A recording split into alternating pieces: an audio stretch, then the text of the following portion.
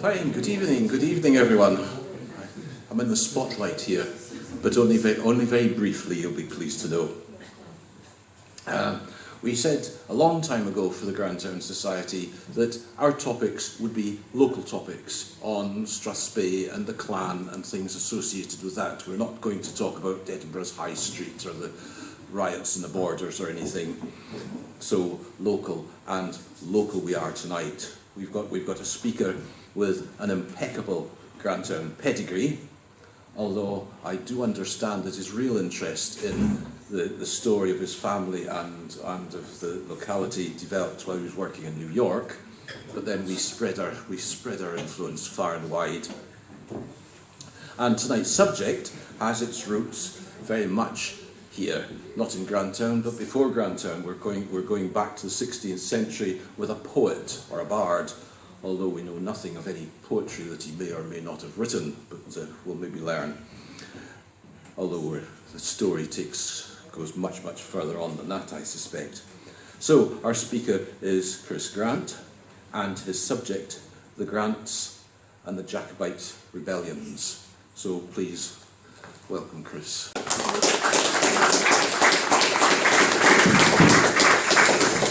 Okay, thanks very much for coming along tonight, and I'll start off by, everyone must wonder, so basically that's the family logo of the Grants of Shewglie.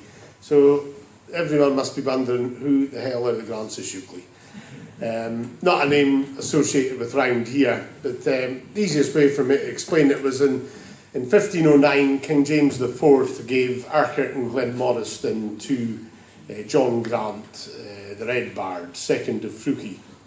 So there was about an area of about 150 square miles consisted of Urquhart and Glenmoriston, and they were pretty lawless lands in those days. So basically, they needed somebody to sort out the MacDonalds. So the Grants went down there to try and do that. The guy who took it on, John Grant, his father was called Duncan Grant, first of Fruchie. He was very familiar with the area because although the Grant name's always been synonymous with Strathspey, they were actually in Stratheric for 200 years before they came to Strathspey, down the southwestern shores of Loch Ness. So he knew what he was getting into. So he was given the land in 1509. And John Grant had 3 sons, so the oldest son, James, carried on the direct line of the chiefs of Grant. His next son, John, who's called John Oig, young John, was given the barony of Corrimony, that's who I'm descended from. And the third son, also named John, became the founder of the Grants of Glenmoriston. So in 1509, Urquhart Castle was a bit dilapidated and broken, so he had to basically rebuild it and remodel it. So that's basically what it would have looked like around about 1520 once all the work had been done on it. So it was quite a big job, obviously. And then basically there was a lot of trouble. Obviously the MacDonalds weren't happy that they'd been kicked out, so over the preceding centuries the MacDonalds came back a couple of times and basically destroyed Urquhart and Glenmoriston, just killed most of the inhabitants and took everything. Basically, when they went to the castle, they took everything: floorboards, hinges, doors, sheep, cows, cattle, everything, furniture. They basically stripped it bare like locusts, really. So it wasn't an easy job, but gradually they managed to make progress, and a lot of that was achieved by intermarriage with the neighbouring clans, because you had not only the MacDonalds, you had the Frasers, the Camerons in Lochaber, and that was largely achieved by intermarriage with the neighbouring clans. So John, as well as having 3 sons, he had 4 daughters, so that was achieved by marrying them off to the surrounding clans. So one daughter was married to Hugh Fraser of Lovat, the Frasers of Lovat. Another daughter, Agnes, was married to the young chief of the Camerons, and another daughter was married, Anne was married to the chief of the Mackenzies of Kintail. So that was the way. And then obviously by association, in the next generation, you would have relatives, so instead of, in previous decades, you would, the father would say to the son, well, let's go and raid Glenarkert and we'll chop Uncle Angus's head off. That he was able to say, well, I don't think Mum will be too happy about that, so there was, they integrated basically. And then we'll move on to the sort of coming up to the Jacobite period. So in 1689, when it was the first Jacobite rebellion, so the Grants of Shewglie at that time had been in Glenarkert for about 170 years, well established, well integrated. So the head of that family was a guy called James Grant, III of Shewglie. So he was a Jacobite, and he joined the Jacobite forces in Lochaber. But when they then marched to Strathspey, he stayed behind because he held his lands off the chief of Clan Grant. So he really didn't want to be bumping into him in Strathspey because the Jacobites came to Strathspey. Obviously, if he found out he was in it, then he would have his lands taken off him. So he stayed in Arkert. So then after coming through Strathspey, where again there was quite a lot of destruction of the Jacobite army, they came back to Lochaber to regroup, and at that stage, whilst the Camerons had been in Strathspey, the Laird of Grant had hung about 9 of their men. They were stragglers, caught them and just hung them. So the Camerons decided that they wanted some revenge, so they then sent a group. So that was basically under Bonnie Dundee, James Graham of Claverhouse. So 40 of the Camerons came to Glenarkert to take revenge, and basically they came to Arkert, stole about 100 horses, sheep, goats, anything that was to be taken back to the Jacobite camp in Lochaber. James Grant of Shewglie, although he was a Jacobite, he still had a responsibility to try and stop them, because although they never took any of his livestock, they took the livestock of his tenants, so they then set off in pursuit of them, and then there was a firefight. There was about 40 on each side, but the Jacobite forces had much better muskets, so basically the firefight ensued, and there was about nine of the Arkert men were killed. A lot of the Camerons were killed as well. So James Grant, that's his grave. So he was buried there on 27th of June 1689. And then we move on to, this was a monument. So when he was killed up in the hills in Glenarkert, they raised a small cairn to each of the 9 men who were killed in the battle. So I went up there about 5 years ago, and the little cairns are still there 300 years later. The little cairns are still there. The largest one was to James Grant of Shewglie, but this is a monument that the Glenarkert Heritage Society built to commemorate the 300 years of the battle. So it's quite a big monument. That's about sort of 2 metres high, and it's built on solid rock, so it should last a good long time. And that was just a brass plaque to commemorate the Battle of Corabui. And then we move on to 1745, when so that was the last of the Jacobite rebellions, when Bonnie Prince Charlie last landed on the west coast with only 7 men. He'd had a lot of bad luck before he came. I mean, the previous year, 1744, the French were about to invade England with a force of 10,000 men, but not for the first time, the weather intervened, scattered the French fleet, and that was cancelled. So Bonnie Prince Charlie, disappointed, determined that he would try on his own. So over the following year, he put together a force of about 800 men, 2 ships, quite thousands of broadswords. Anyway, on his way to the west coast, their ship was intercepted at sea, and there was a firefight. So he was in a small boat called the Dutille. They had a much larger ship of about 60 guns, engaged in a firefight with a HMS Lion off the coast of France. Those two boats really blew each other to pieces, all had to limp back to harbour. His boat went on to land on the west coast, and there he arrived with just 7 men. So a lot of the clans deserted him, including the MacDonalds and the MacLeods of Skye. And if they'd joined with him, it would have been a totally different show altogether, because they'd committed to supporting him, but they expected that he would land with, thousands of French regulars. And if that had happened, it would have been a very different story, I think. Anyway, Prince Charlie persevered, and through charisma, I think, more than anything, convinced a lot of the smaller chiefs to support him, and that's what they did. On the 19th of August 1745, he raised the royal standard at Glenfinnan. He had a force of about 1,000 men by the time he left there. So Alexander Grant of Shewglie, that was the son of the man who had been killed in 1689. So he was quite a character, quite a renowned character. A noted poet, player of the bagpipes, fiddle, harp, and generally an all-round very, very, very busy guy. At the end of it, in 1745, he was the father of 14 sons, 6 daughters. So he's very, very busy. And a lot of those sons would become involved in the rebellion. So Shewglie was a staunch Jacobite. He'd fought for the Jacobites at Sheriff Muir in 1715, and then at the time of the 45. So he was really the leading man in Glenarchet, the leading Jacobite, and so he sent a letter of support to Bonnie Prince Charlie, saying that the men of Archet and Glenmoriston were ready to join him, just as they had in the previous rebellions.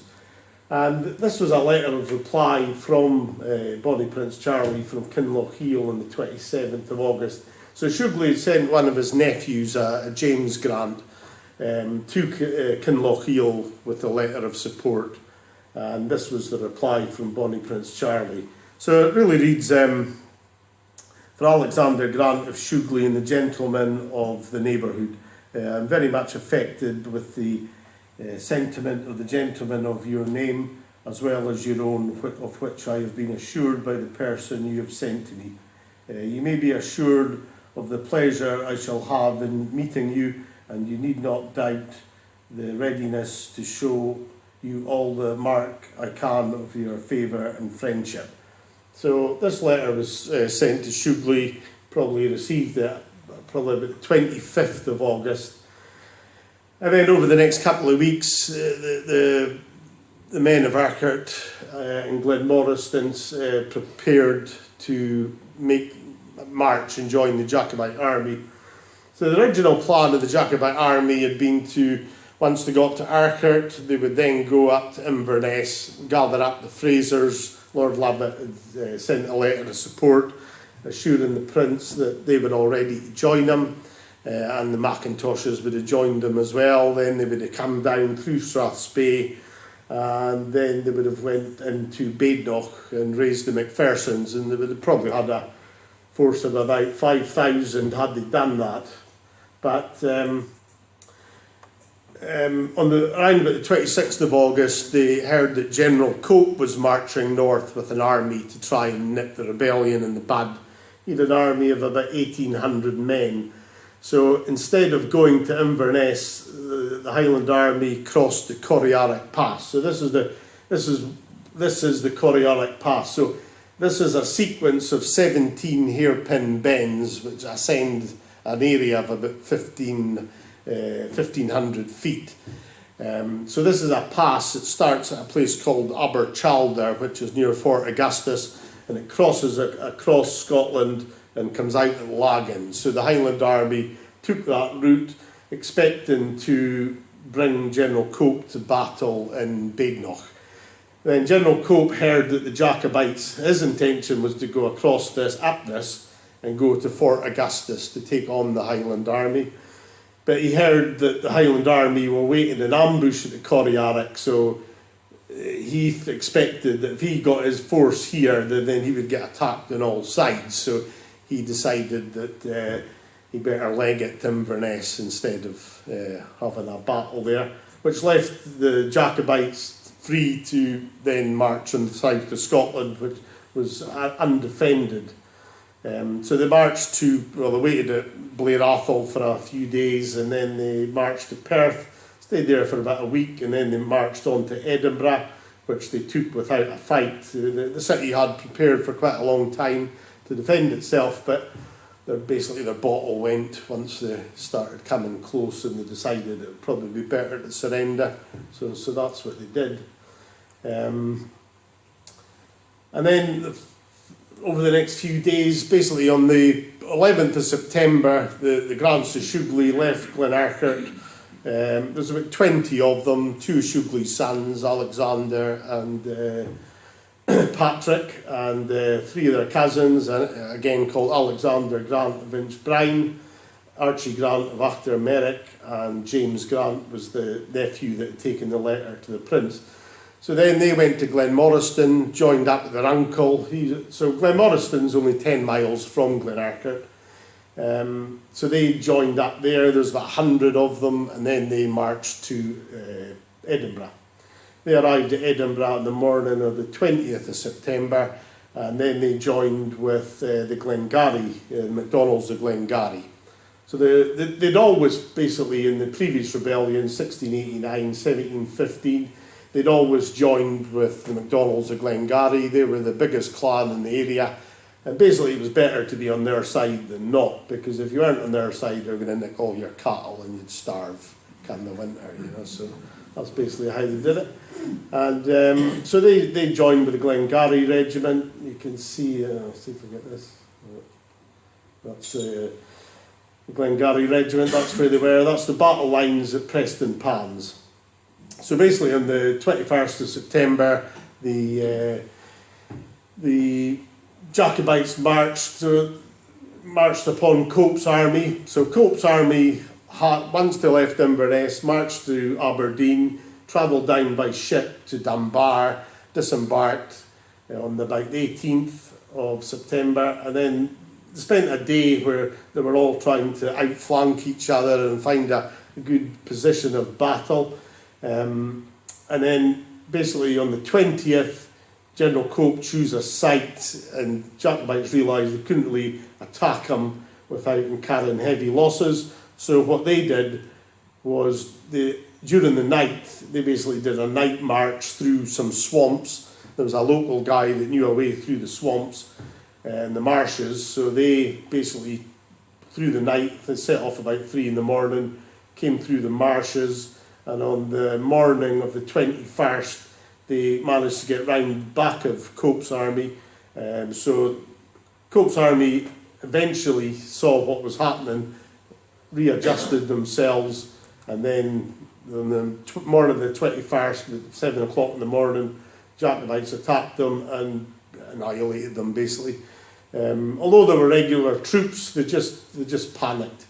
I mean, if you imagine a couple of thousand crazy Highlanders running at you, cursing and screaming and wailing like banshees and saying some not very nice things about you, they basically panicked. They had cannon and artillery, but they just ran, basically.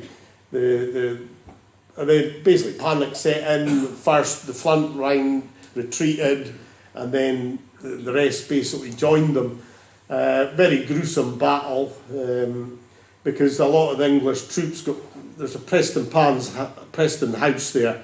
A lot of them, when retreating, got hemmed in by these walls, and they were slaughtered, basically, especially the McGregors and scythes and all that. So these guys were trying to clamber over I think it's about 8-foot high walls, trying to climb over them, and then the McGregors just come in and sliced them in half, really. It was just as I said, a grotesque stew of bodily parts and mixed with horses' legs and all sorts of things. Not really nice, pretty slippery. So that was the end of General Cope's army, really. He escaped down to Berwick, and then the Highlanders had control of Edinburgh. Basically, they had the control of Scotland. There was no one else capable of taking them on at that stage. And then they spent 6 weeks in Edinburgh gathering up more recruits. one of Shewglie's sons returned to Glenurquhart to raise more recruits. Basically, what the prince did after the battle was said, right, we've had a good victory here, but we need more men. So a senior person from each clan was sent back north to recruit more men and then come back and join them. So they spent the next 6 weeks in Edinburgh, and then they were placed with a strategic problem. Really, I mean, a lot of people said that if they had marched on London then, most of the British troops were on the continent fighting, so there really wasn't much. There was probably about 6,000 soldiers in the south of England. So if they'd went then, they had a good chance, I think, but having said that, they only had about 2,000 men at that time, so it was a big gamble. The longer they left it, the more British troops were going to come back from the continent, so it was really a case of what was best to do. And then on the 1st of November, marched left Edinburgh, and then marched on Cardiff, which they took quite easily after a few days. They'd always been told, I mean the Scotsmen, the Highlanders, they didn't really want to go in England. They were quite happy. There was a lot of resentment about that, the Union, where Scotland basically sold down the river for very little. There was a lot of resentment in those days, and a lot of them would have been happy for Prince Charles just to become King of Scotland again and stay and defend Scotland. But Prince Charles, obviously the bigger prize, he wanted to be the King of Great Britain. So he basically, a lot of lying was going on, said that there was going to be regular French troops were going to land, that the English Jacobites would rise up once they crossed the border. Never really happened. And then they basically marched down to Derby. Once they got to Derby, they were told that there was 3 armies converging on them. But at that stage, the Jacobites had about 5,000 soldiers, that was it. So there was 2 armies marching on them, which was Duke of Cumberland and General Wade's army in the north, who they'd bypassed on the way down. And there was a government spy infiltrated them called Dudley Bradstreet, and he convinced them that there was a 3rd army coming. So they were faced with 30,000 against 5,000, plus if it marched on London, there was going to be another 6,000 there. So again, it was one of the great ifs of what would have happened if they'd marched on. They may well have taken London, actually, but if they'd taken London, they might have only held it for a few days, and by the time that the other armies had assembled, whether they could have held it for long, I don't know, but it's one of those great ifs.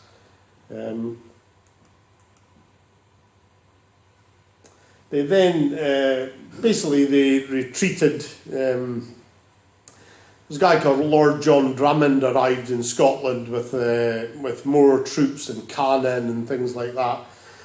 So they decided the Prince wanted to march on. Because he'd seen what the Highlanders had done at Prestonpans, he was overly confident. He thought he could win any battle. He was always for fighting. But, he wasn't a military man. So Lord George Murray and the Highland chiefs realised that they didn't want to risk their lives and the lives of all their men. It had never been the plan for 5,000 Scots to try and put them back on the throne. But the French landed never appeared. The English never rose up in support of them. So it was probably the best decision they took to return, but that's a matter of opinion. They were then pursued by the Duke of Cumberland. I mean, the Highlanders could outmarch the regular soldiers because they carried very little. All they carried was their sword and very little really, just a pack of porridge oats, if you like, that they would mix with some water. And whereas compared to the English troops, had loads of baggage and big guns. And so the Highlanders could march 20, 25 miles in a day. A regular army could only probably cover about 10 miles. So the Highland army could always outmarch them. They then came to a place called Clifton in the north of England, and there the sort of Jacobite Duke of Cumberland advance guard caught up with them. So the Glengarry Regiment were in charge of the rear of the army. So they were, as happens with armies, the cannon and all that, very, very heavy, and all the ammunition, so it fell behind. So the Glengarry Regiment, where the Grants of Shewglie and Glenmoriston were, they had to fight a rearguard action for a period of about 3 days. So they were constantly being attacked by cavalry, so then they would turn round, chase them. They would generally run when the Highlanders got their swords out. They tend to run away. So there was this cat and mouse. So they would, hold up the wagons. Then the wagons would move forward a couple of 100 yards. Then the English would attack. They'd get chased off. The Highlanders would catch up with the wagons again. So they were stealing a couple of 100 metres each time. So this went on for days. They came to a place called Clifton, and then the Jacobites set up an ambush for them in the town of Clifton, hiding themselves in the bushes and on the two sides of the roads. Cumberland's troops came up. There was probably about 1,000 of them, 1,500 maybe. Probably about 800 Jacobites, which was the Glengarry Regiment, John Roy Stewart's, Macpherson's, and they basically hid in the side of the roads. Then they couldn't see the Highlanders because their tartan made them blend in the bushes, so they couldn't really see them, and it was getting dark. Whereas the uniforms that the Cumberland's troops were wearing were all gold lace and red and all that, so they had the advantage. And then, of course, a firefight started shooting in that Cumberland's. So there's a bit of then it was hand to hand, which was the way the Highlanders liked to fight. It wasn't for them to stand at distance. They wanted to get up close and personal and stick their darts in them, And so anyway, the Cumberland's troops retreated, and then they came back for a second go, and then fell on them with the swords, and then it basically broke up, because probably about 70 Cumberland's troops were killed, about 12 Highlanders, and then Cumberland just withdrew his troops. He just didn't fancy another, the majority of his infantry was still way behind, so he didn't have enough manpower to take them on again. And then basically the Jacobites returned to Scotland, where they went to Glasgow, spent probably about a week in Glasgow. They reached Glasgow by the 25th of December, and then they basically went to Stirling, and then they captured the town of Stirling. It gave up without a fight, and then they started the siege of Stirling, which wasn't really a good idea, because it was one of the strongest castles in Scotland, up on its rock, very, very hard place to crack. They just didn't have big enough cannon to do it. So they wasted a lot of time at Stirling. Stirling, they were reinforced by probably about another 3,000 men that had been building up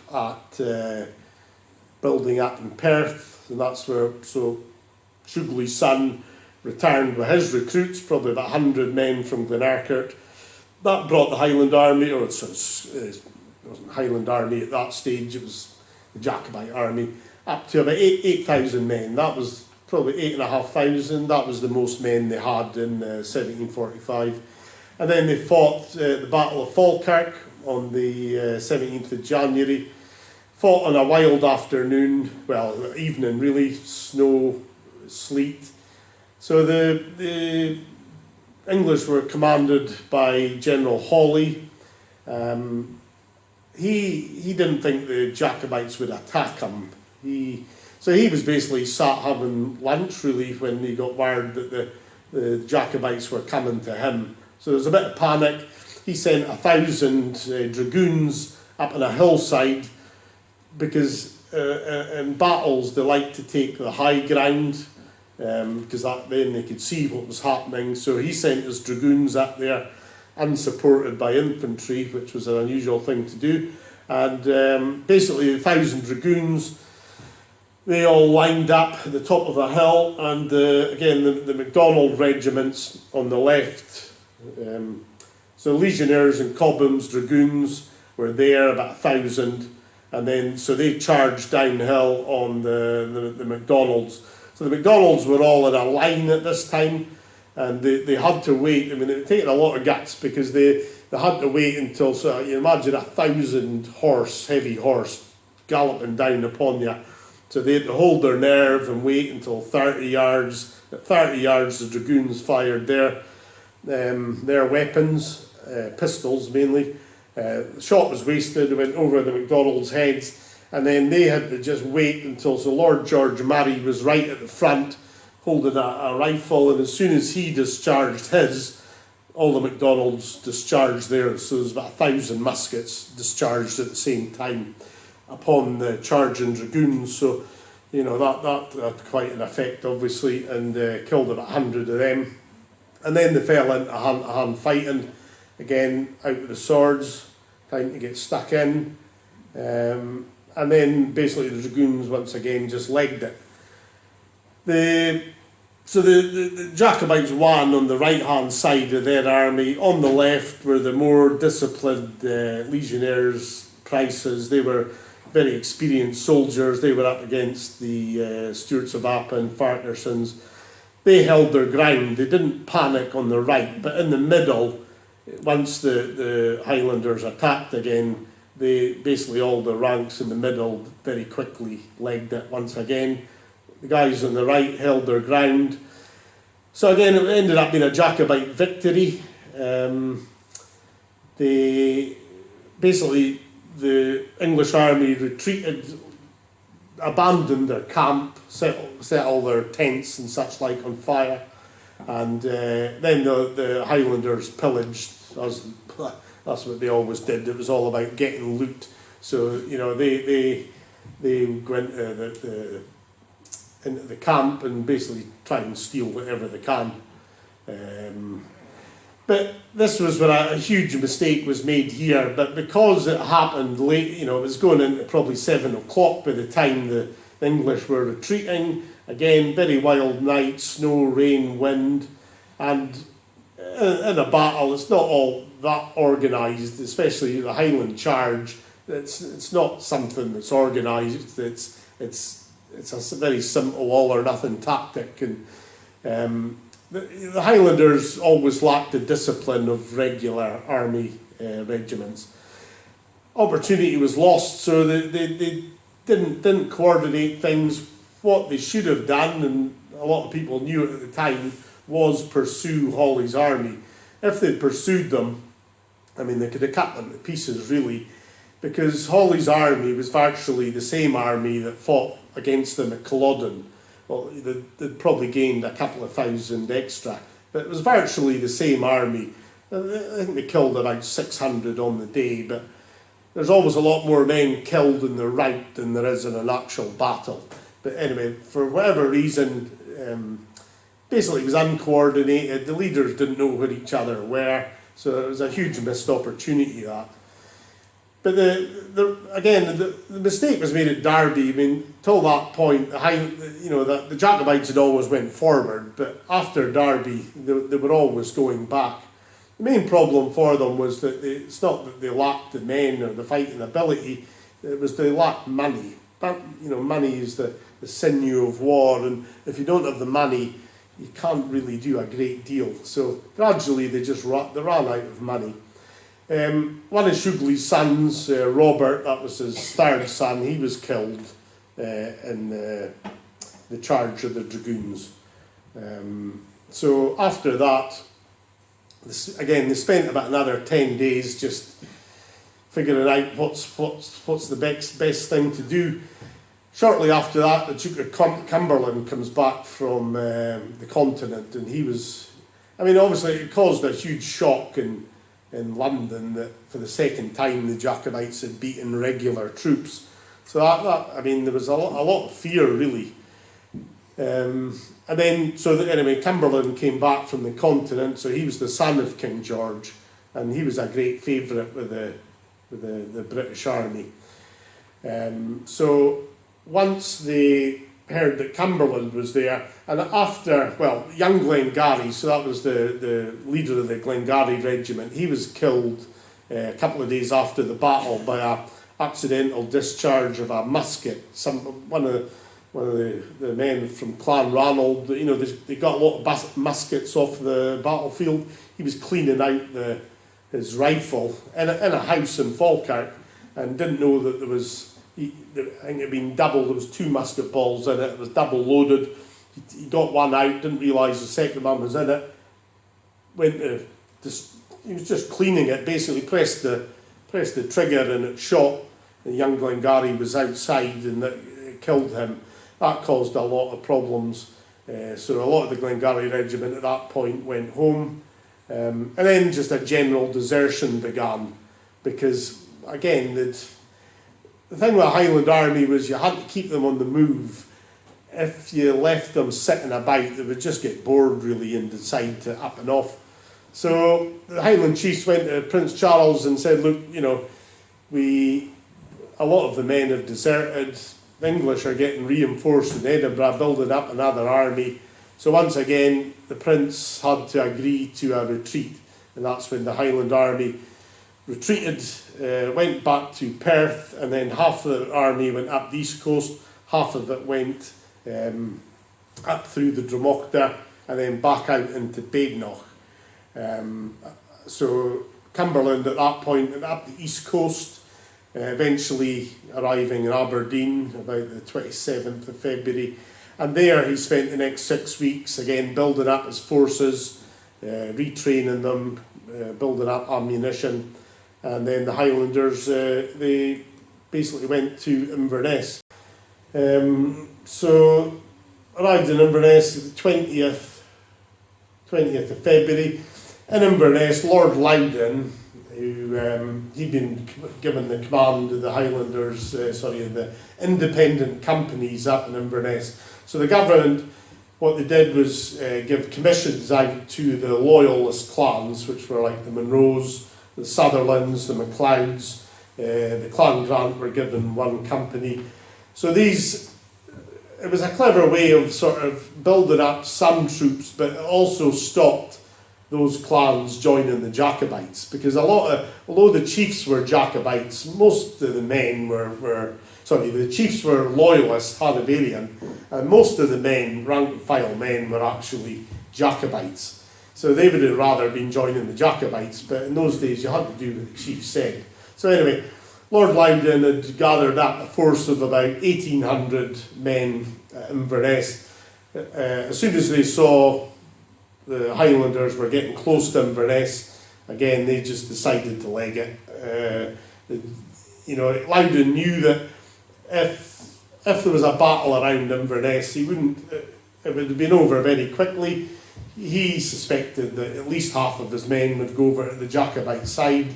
It just wouldn't have been worth fighting. So they went over to Dornoch. They went basically, where did they go first now? They went over onto the Black Isle, and then over onto Tain, and then over the Firth into Dornoch. So it was he put 27 miles between his men and the Highlanders.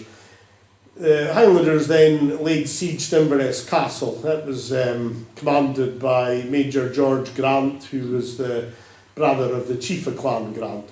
And he'd been very confident that he would hold the castle against them, but after 2 days he just gave up, because on this side of the castle, some of the foundations were falling away. The Highlanders noticed that, and then there was a guy called Colonel Grant, who was a Frenchman. Well, he's of Scottish extraction, second generation Scotsman living in France. He was a very well known mathematician and engineer. So he set about, created a tunnel underneath the walls on that side of the castle on the western side, and they built in there. Basically, they were going to lay mines underneath it and blow the wall up, and they would have got in then, and then they would have probably killed the guys inside. So Major George Grant just basically gave up the castle after 2 days, which again really shocked them down in London, because they thought Inverness Castle was a very strong place, but obviously wasn't.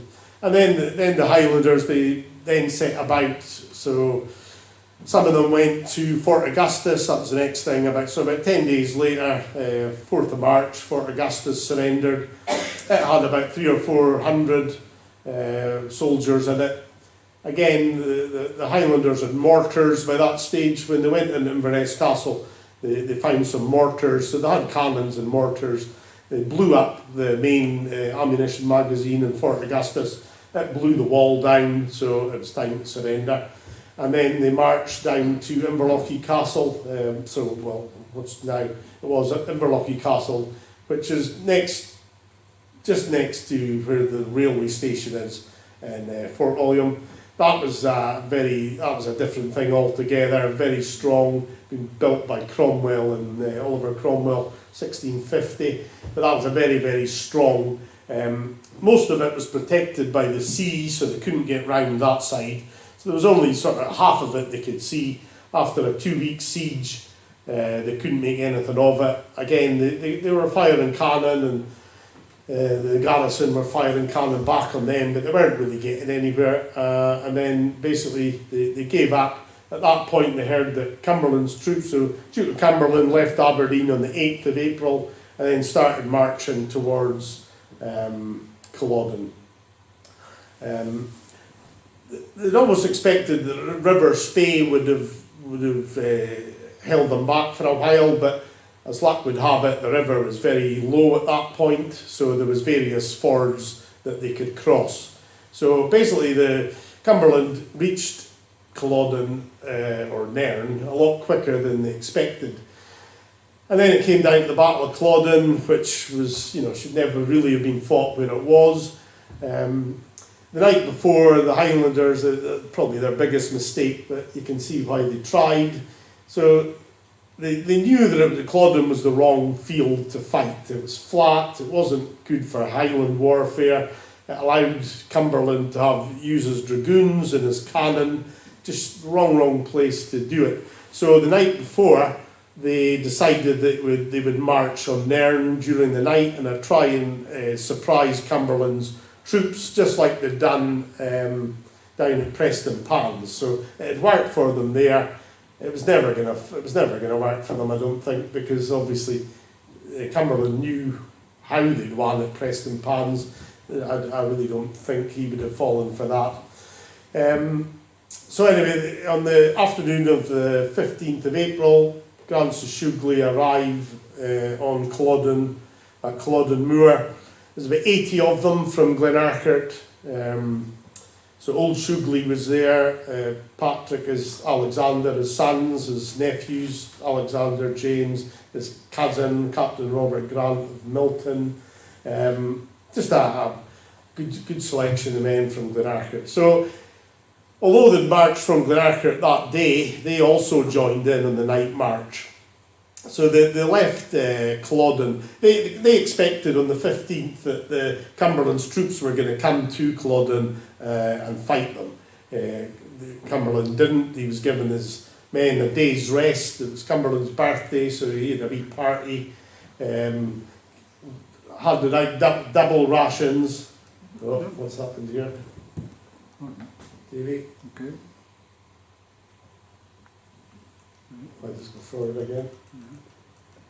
So anyway, he just left the Highlanders standing on Culloden Moor. And so the Highlanders left Culloden Moor about 8 o'clock at night. They couldn't leave earlier because there was a lot of ships of the Royal Navy were out on the Mary Firth. So that's how Cumberland was supplied. So when he marched his army, he always had ships on the coast, and they were just full of all the food, provisions, ammunition, gunpowder, feed for the horses. They, very well provisioned.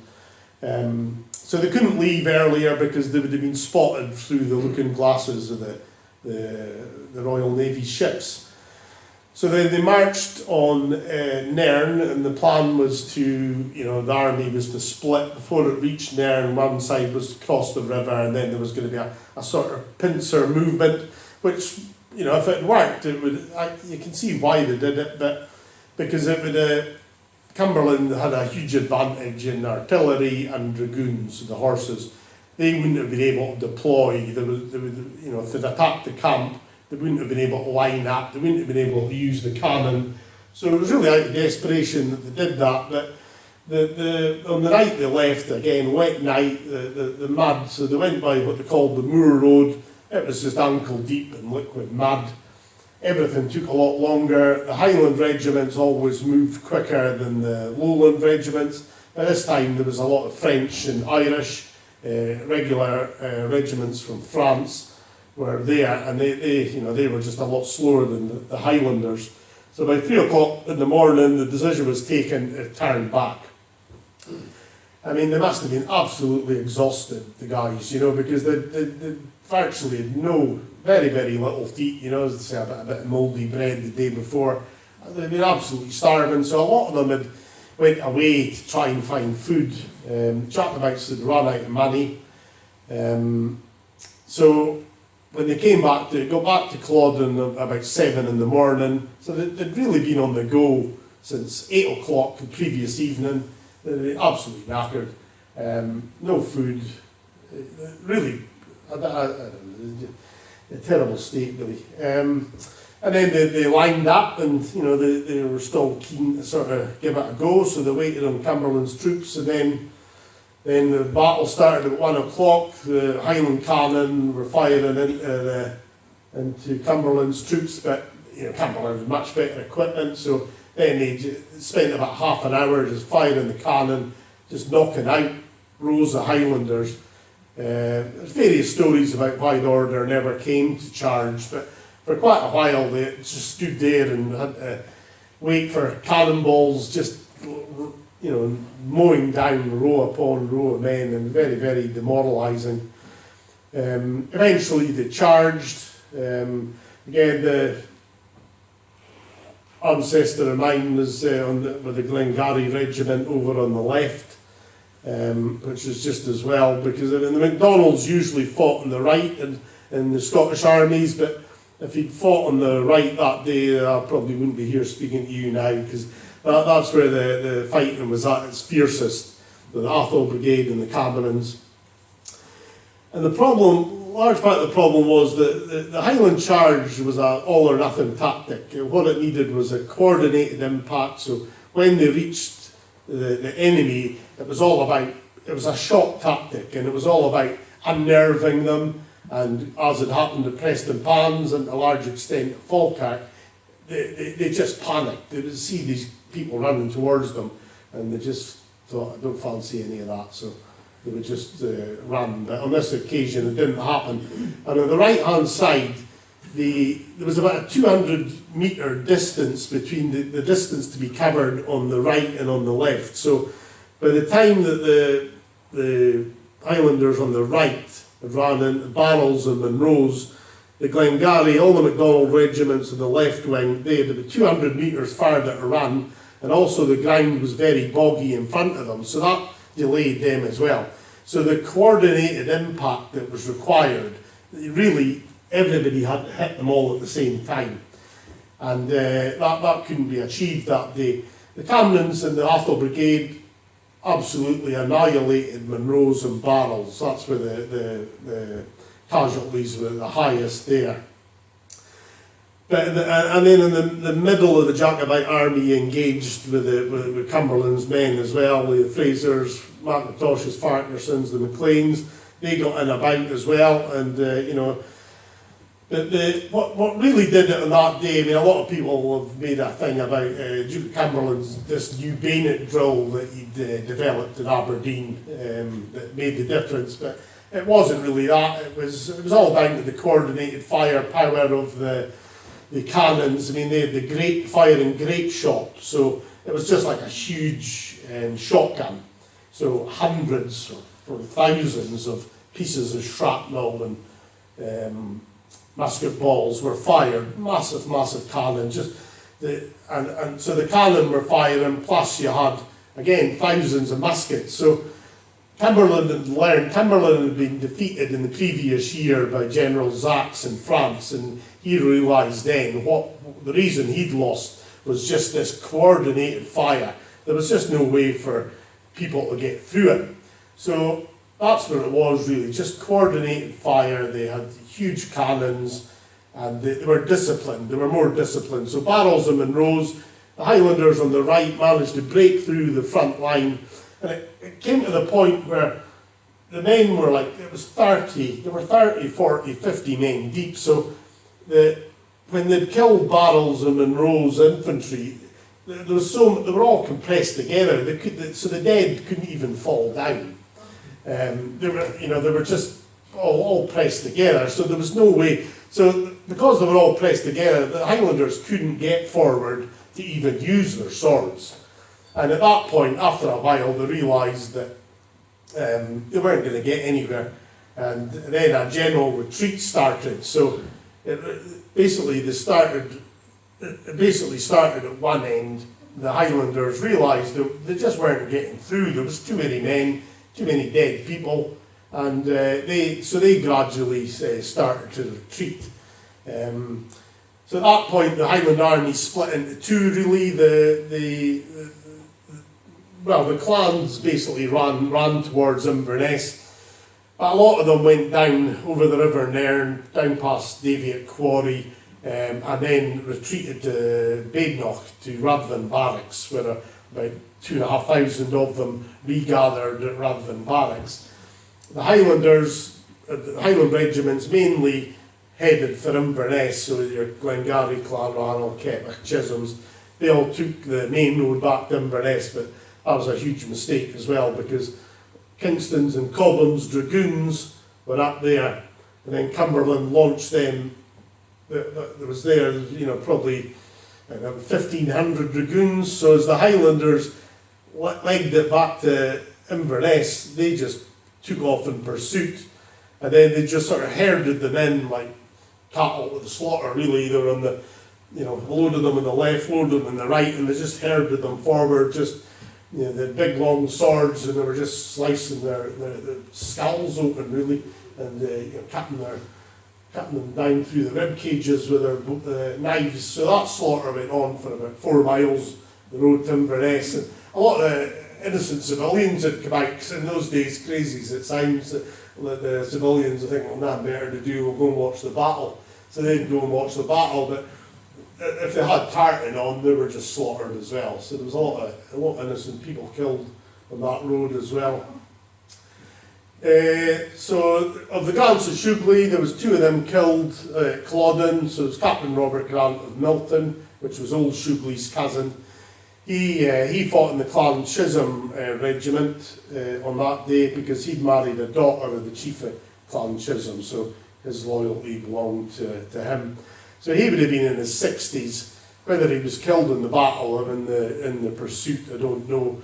Another of his sons, James, who was the one that carried Shewglie's letter to Bonnie Prince Charlie, he was killed as well. He made it as far as Cradle Hall, which is about 2 miles outside Inverness. He had an aunt that lived in a house there. He made it there, badly wounded, and he died as well. So I would imagine I think his father, he would have been, starving, knackered, and a couple of bad days. I don't think he'd been able to run far. It's quite a distance. It's 5 miles from Culloden battlefield into Inverness, and so that was it. The rest of the Urquhart men bypassed Inverness. They went up to the Ness Islands, up about opposite the back park, and then they used them as stepping stones to get on to the other side of the river. So a pile of dragoons caught up with them there. There was quite a skirmish there. One of Captain Robert Grant's sons, he was called Alexander the Swordsman. He was a sort of renowned swordsman. So he saved a few guys there. So there was a bit of a melee, and so he killed a couple of dragoons, and one of them was raised to strike another guy from Glenarchet, and he just cut his arm off. And then next time the guy's in the ground, and then just sword through the head. That was party over for that particular dragoon.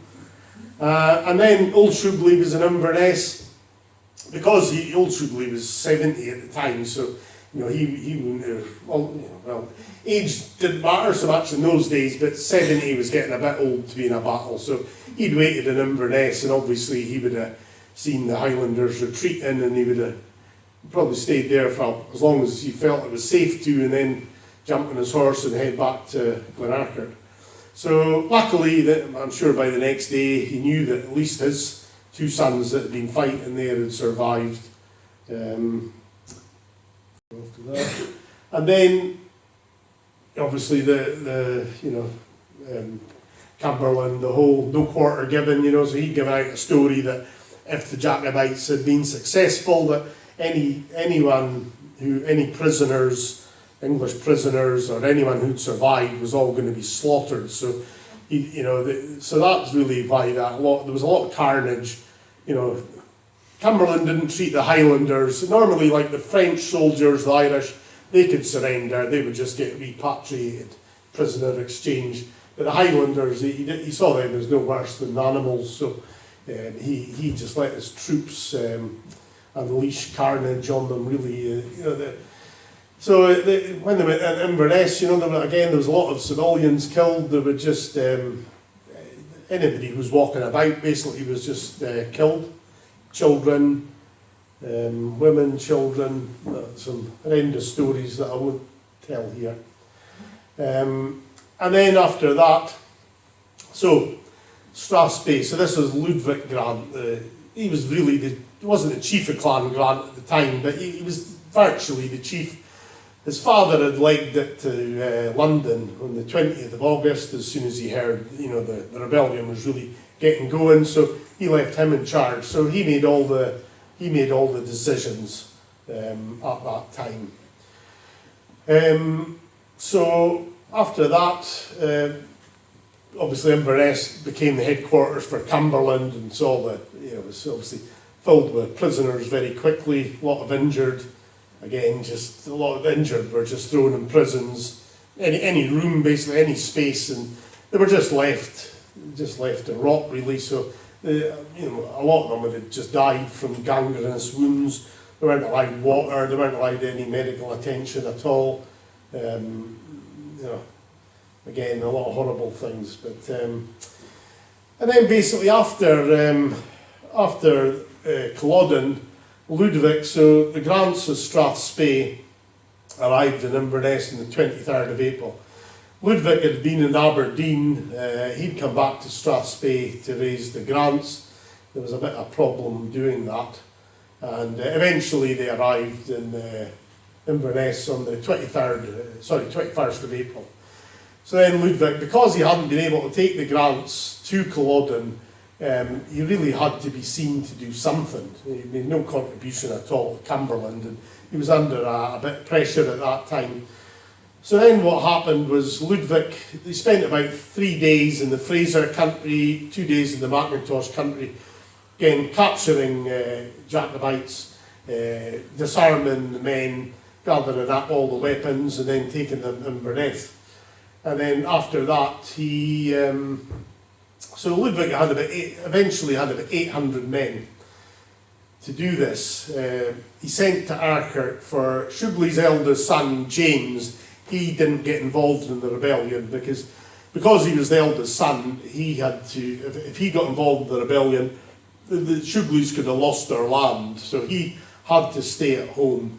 Anyway, so Ludwig sent to him as the most senior man in Arkert to gather up whatever men he could find that were loyal to the government. So all he could find was around 60 men, because 80 of them had fought for the Jacobites at Culloden, so they were all in hiding. So he only managed to find about 60 men. And then he marched with them to Inverness. It must have been terrible for him that he didn't want to do that, but he had to do it. So anyway, eventually Ludwig put together a force of 800 men. On the 27th of April, he then marched them all, with Cumberland's permission, down to Glenarkert and Glenmoriston. He then basically tried to capture the Jacobites of Glenarkert and Glenmoriston. I mean, Ludwig had told them all not to get involved, but because Glenarkert and Glenmoriston were separated from Strathspey by a distance of 40 miles, they didn't listen to him. They wanted to join the Jacobites, and so they did. And now he came to take his vengeance. So he went down there with 800 men, very confident of capturing them all. And after 7 days, all he had was 3 men, 3 brothers from Corrimony. So it hadn't gone well for him. It's still puzzling how 800 could only find 3. But anyway, that's what happened. So it wasn't looking good for Ludwig at that stage, because this one act of sort of loyalty, which he was, was prepared to do, actually came to nothing. And so if he'd returned to Inverness with the Duke of Cumberland with only 3 men, he would have been under a lot of scrutiny. And they would have started asking questions, how can you only come back to us with 3 men? And his loyalty was under a lot of scrutiny at that time, because he hadn't raised the grants for Cumberland. So he then turned to Alexander Grant, that's that old Shewglie, the busy man. This is his snuff mill, which he must have left at the house the day that he came away. So basically Ludwig then said to him, you know where they are, you know where they're all hidden, so you go out to them, and he basically gave Shewglie and his son assurances that if he could convince the hidden men to surrender, that Ludwig would intercede in their behalf. In the previous rebellions, most of the Jacobites, especially the rank and file, ordinary men, really avoided any punishment. They just didn't have the troops to sort of punish them all.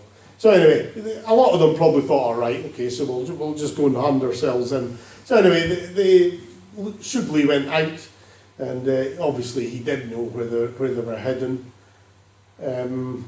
So he would have, I don't know, maybe his son would have went to Glenmoriston. So Glenmoriston was only 10 miles away. He could get there on a horse in a couple of hours probably.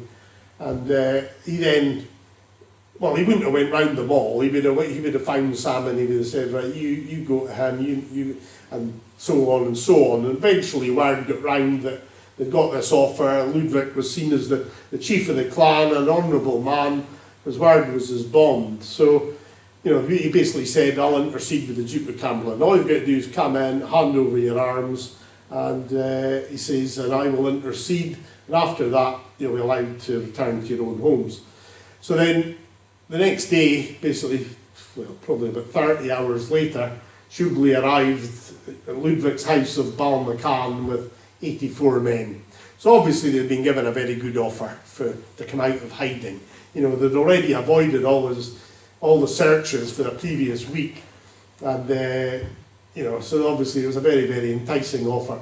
So they came in, they handed in all their arms at Balmacan, and then Ludwig said, right, we've got to go and put these arms in Inverness.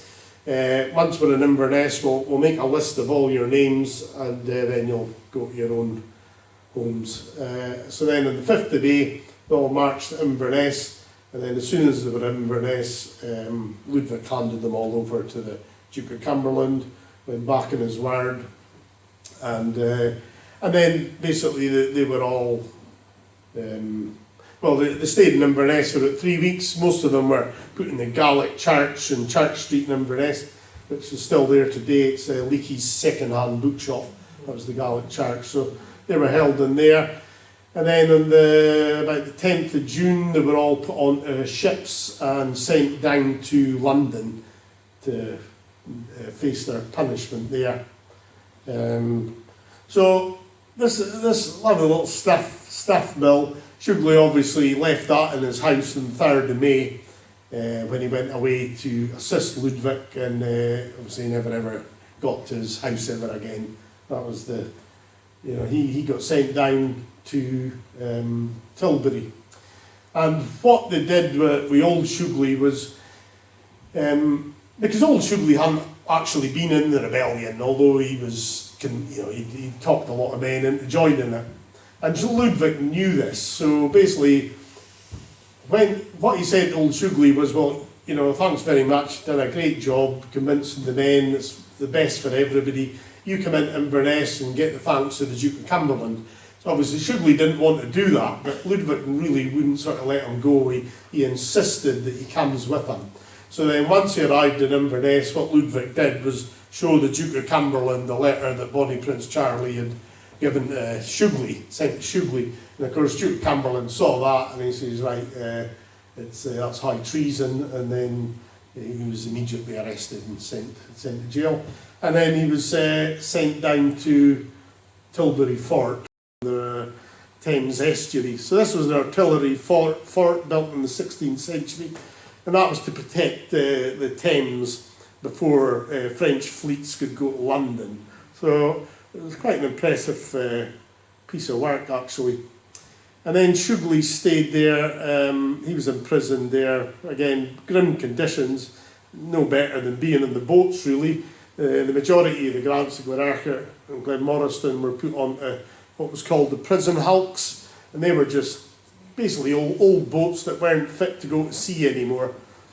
And in those boats, they just lay in their excrement and, again, terrible conditions. Half the time they didn't even get water. The guards would urinate in the buckets of water, and again, they were just treated worse than animals, covered in lice and horrendous conditions, really. And then they were held in Tilbury in those conditions. Well, obviously they were dying on a fairly regular basis, because again, even the food, although there was a daily ration, it sounded quite reasonable, half a pound of beef and half a pound of cheese and some bread, but just because they were allowed that didn't mean they got it, because the soldiers would sell it off, so that a lot of them would starve as well, and the meat was, a lot of it was rotten, obviously. So with a mixture of neglect and no medical treatment, lack of water, hardly any food, a lot of them just died fairly quickly, really. And then the survivors were transported to Barbados on the 1st of April. So I managed to find the surviving Grants. There was 27 of them transported. So they started their journey to Barbados on the 1st of April 1747. And then they were sold off as indentured slaves at the quayside. And they reached the other end. And then, again, pretty horrendous conditions, because obviously Barbados in those days wasn't the holiday destination it is today. It was basically swamp and actually close to jungle, really, and their job was to clear it. They had to build their own shelters. Again, very, very, very, very little food. They got a ration. I think on a Sunday they'd get a bit of mackerel. The rest of the time it would have been vegetables, roots, things like that they were eating. The only meat they ever got was if an animal died, they would get a bit of meat off a dead sheep or goat. But, what did it die of, not very nice. And then, so Shewglie, he stayed here, but, I haven't got time to tell you the whole story tonight, but what's remarkable about old Shewglie is that, there he was, sent to Tilbury docks farther than he'd ever been in his life. He'd never been anywhere like that. He was there with his son, and he was there with the local minister, John Grant. So he'd been arrested by Ludovic for reading the Prince Charles Declaration and Manifesto from the Kilmore Church in Arcard.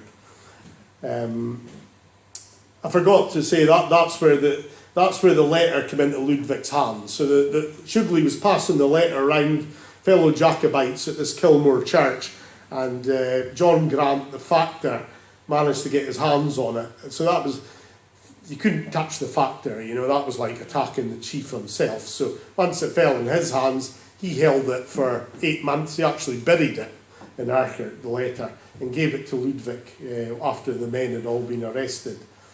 But what was remarkable about Shewglie was that he would have been sitting in the cell one day, and then somebody came to the door, and help had basically come his way. He must have thought it was all over. Same as the son. So what happened? Well, I can't tell you all what happened because it'd take too long. But basically, Shewglie ended up being defended. So his lawyer, if you like, was a guy called the Earl of Stair, the second Earl of Stair, John Dalrymple, who was at the highest echelons of the Hanoverian regime. He was the man responsible for the defence of Britain in the 45 rebellion. So when Bonnie Prince Charlie landed, it was the Earl of Stair's job to organise the defence of Britain. It was him that raised independent companies. It was him, basically he had meetings with King George II every second day, and he ended up being the legal representative for Shewglie. So he basically got Shewglie released. Between him and a guy called the Duke of Newcastle, there was a guy called Thomas Pelham. He was the Secretary of State. Again, these guys, apart from the king himself in Cumberland, these were these were at the highest level of the Hanoverian regime. Yet they got together and got Shewglie released. But to understand that, you'll have to buy the book. I'm not telling you why. But it's a remarkable story. It should never ever have happened. I mean, why would two high-ranking government men go to the defence of Alexander Grant of Shewglie? So this is Knockembura. So Patrick Grant of Loughletter, who I'm descended from, that's Shewglie's fourth-born son. He, after the rebellion, he became a local judge in Glenurquhart. So he represented the poor, if you like. You know, he was a judge for 30 years, and he was buried in Knockembura. So I found his grave. It's a long story, but I was basically reading a book called Olden Times in Urquhart and Glenmoriston, written by William Mackay, which is a fantastic book, detailed book about the history of Glenurquhart and Glenmoriston from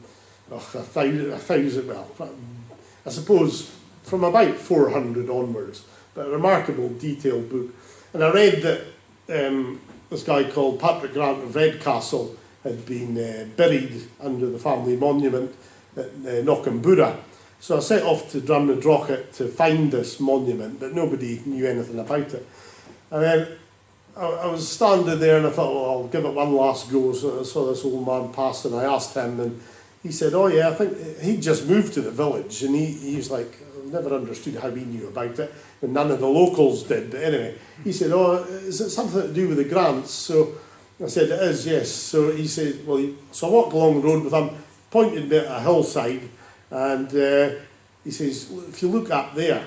So I went up, and I mean, you can see the monument now, but I kid you not, when I first found this place, there was no fence round it. You couldn't see a thing. I mean, not a thing. All you could see was a huge clump of trees and thorn bushes, thistles.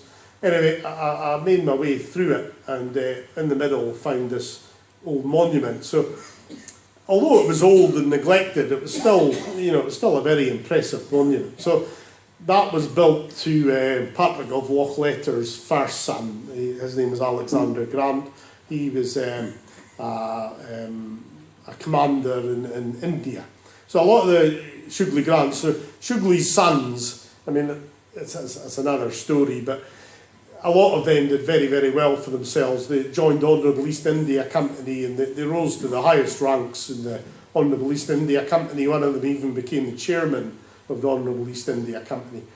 And anyway, so his son was in the army in India. He obviously made a lot of money, because one of the perks in those days was if you were a senior officer, you could trade without paying any taxes. So if companies of soldiers, nothing to do, you could just go and get them to go and buy some goods and take them from A to B, sell them, and you wouldn't pay any tax. So he ended up with quite a bit of money and built this monument.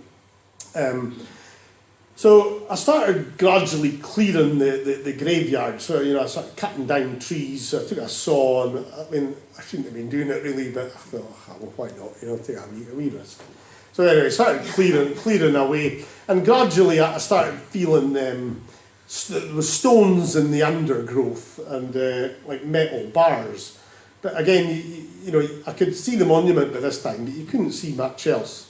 But it's honestly, it's incredible to think that you couldn't see what I'm about to show you, you can see a thing. So that's how it was. I went back, so I cleared all the inside of the graveyard eventually, and then that was it. I never went back for about 5-6 years. I became a dad. I didn't have time, and just work and everything got in the way. I think I went back once, but when I came back in 2016, this is what it looked like then. And by that time, the community council, a guy called David Fraser, the community councillor, had put a fence round it. And then so that's Drumnadrochit. So it's not working.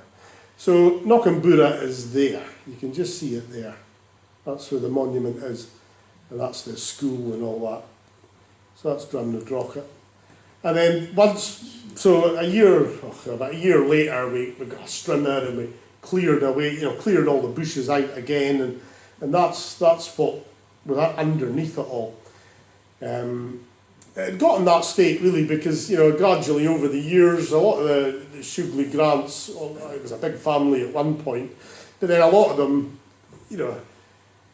they just went to all corners of the globe really. A lot of them went to Australia, so eventually there was just nobody left. And it ended up, when James Grant of Shewglie, so this is where James Grant of Shewglie was buried in 1689. When he was buried there, it was a very prominent site. It was in the middle of a triangle of roads, prominent site, but as land use changed over the years and the motor car came in, these roads fell into disuse. So that ended up as just in the middle of a cow field. And basically what happened was over the 150 years, cows and bulls were just using the walls as a scratching post. And then millimetre by millimetre, the weight, you imagine the weight of a bull, 1.5 tons, ton and a half, etching itself against the walls. So gradually it just fell in, just collapsed. And then, so once I found Patrick of Lochletter's grave, and I just thought, God, see, he deserves better than this. So I decided I would try and do something about it. So then I got together with the community council and David Fraser. So David Fraser brought up just 200 yards from Knockambura. They tried over the years to do various things, but they could just never get it going. They thought that the walls had fallen down because a lot of the graves had fallen in, and the previous people just thought it was too big a job to take on and might become a liability. So with David Fraser, I put together the history of the people buried in the graveyard. And again, there's some remarkable history. It's only 40 foot by 40 foot, but it's really a microcosm of the British Empire. The people buried in there had fought in the battles in India, and Spain, and North America. And a lot of Shewglie sons, they all ended up soldiers fighting for the Black Watch in North America, India, Spain, wherever there was a battle to be fought, they would go basically. So we got together, put the history of the site together, and then we approached various bodies. It was hard to get quotes off of people because tradesmen and all that, because once they saw it, they were just like, oh my God, don't know what to do here, So anyway, we just persevered. We approached Historic Scotland, see if we get any money off them. They knocked us back. Luckily, David Fraser knew a guy in Drumnadrochit that was quite high up in the Historic Scotland. So anyway, one by hook or by crook, we got a second look. They took a second look at it. Then they decided, we'll help you out. We'll give you 10 grand. So at that time, our intention was just to rebuild the walls, replace the railings, and that was it. We knew that, I was putting in money, but there was a limit to what you could put in. So anyway, we decided we'll go with that, and then we approached the National Lottery Heritage Fund, and fortunately, because it was a community-based project, they gave us £36,000. So then with 46, then I added in some, and then a couple of 1745 Association gave us £1,000, and a couple of other wee bits and pieces. So we ended up with 70,000. So then, then we could go well beyond what we'd intended to do. And then then basically, so it happened, COVID obviously got in the way, but it didn't take that long really. So what we did was renovate the central monument completely. There was some cracks and all that. The marble was an incredible thickness of the marble. I mean, a little broken bit would weigh about, just a tiny insignificant bit would weigh about 5 kilos. It was about 4 inches thick. So that marble came from India as well, I would think. It wouldn't have come from, well, it could have come from Scotland, but anyway, marble carving was very common in India at that time. So then we renovated the monument, cleaned all the stonework, replaced all the broken marble, repointed all the carvings in the monument. It was a concrete cap on top, which must have been put there in the 1950s. It was causing problems, so we put a new lead roof, so scaffolding up all around it. Got a stonemason to basically just take everything apart. All the metal was taken off. The walls were broken down in all the individual stones. All the coping stones along the top, it had been an intention to heat the lead, take out the metal railings and reuse as much of the original material as we could. But when we were heating the metal bars, the sandstone, it was 200 years old, just began to crack. So we then had to buy new coping stones for the whole area around it. Because we were getting money, public money, we then had to create a path as well up to the monument for public access. So basically, what started off as a wee job became a bigger job. And then that was at the monument, again, just black staining. A lot of that was coming off the concrete cap. Bits falling off here and there.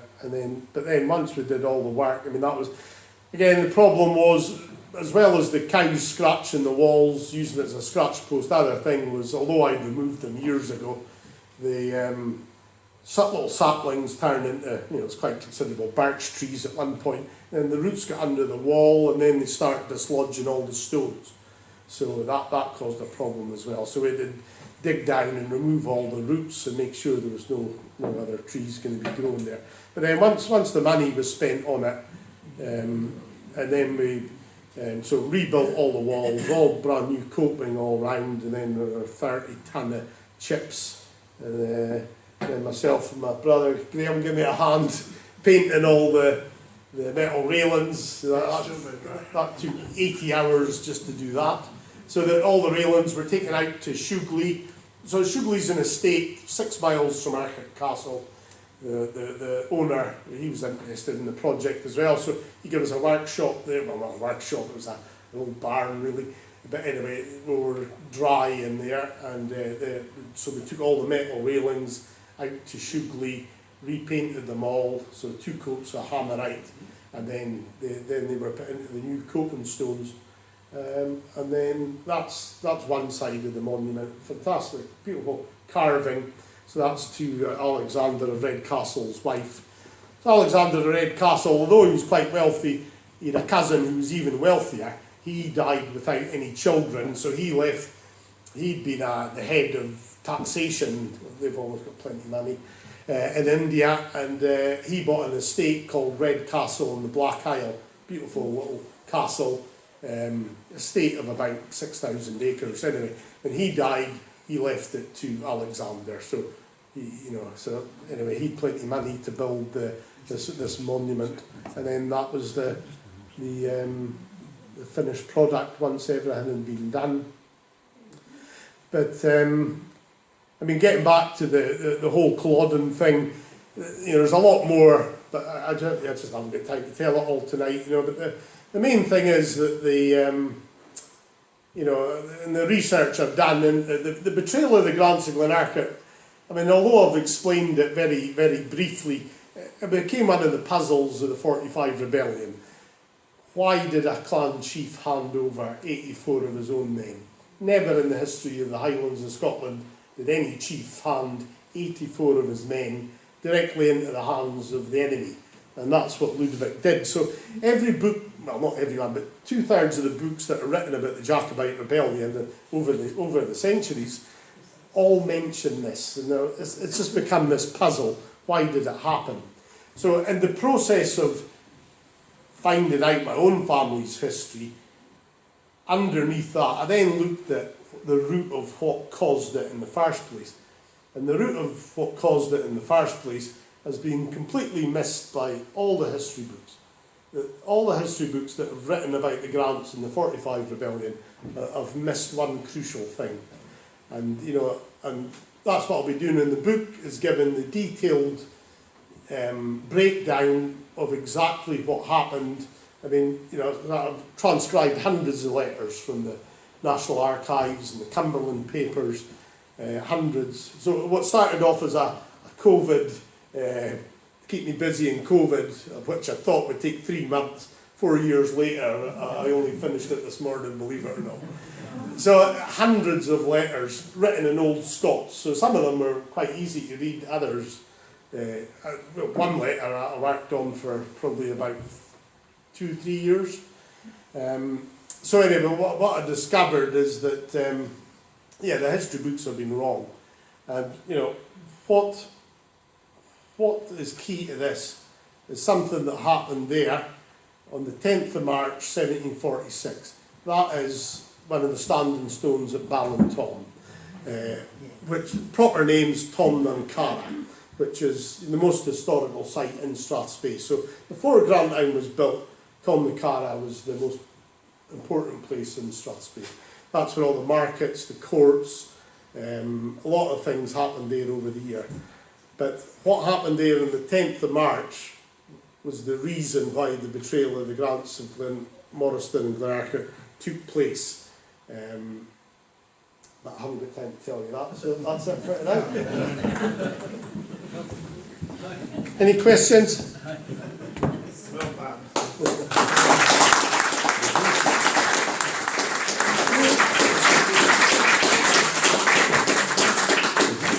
Thank you. What's that? We said here's a man who's got roots. Well, what roots? What a story! How many of us could produce a family history like that? And very gruesome at times, of course. Interesting. Two sides to every story. That was one. So yeah. you heard the inside story tonight. So thank you very much for that.